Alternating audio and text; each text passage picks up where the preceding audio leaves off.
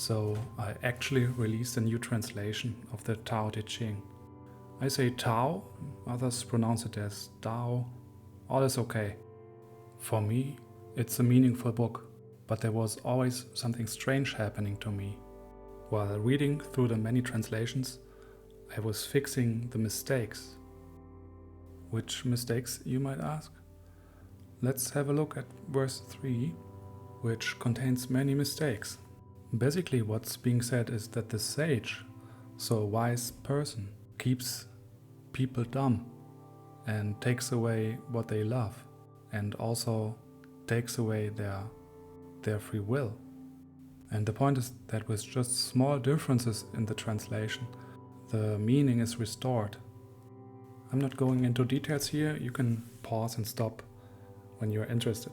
But these mistakes, this is like getting a translation of Albert Einstein's relativity theory and seeing just a blunderous mistake right in front of us. So we can basically put everything to question, or we can say there must be a mistake here in the translation. Here are some more examples where it's just clear the translations are wrong.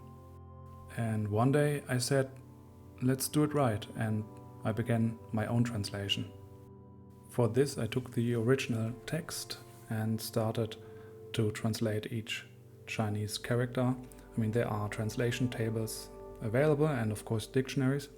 And by doing so I collected quite a puzzle of possible English interpretations. But then after this preparation, the magic really started.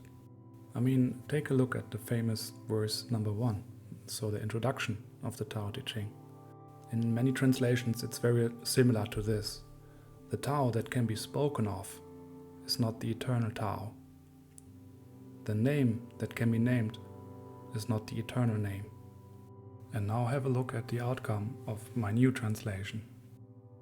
A way description toward Tao is much less than arriving in Tao. The description of something is always much less than the real thing. I will also add verse number 3 at the end for you to have another comparison with the text shown before. So now there's no more need for fixing the mistakes while reading.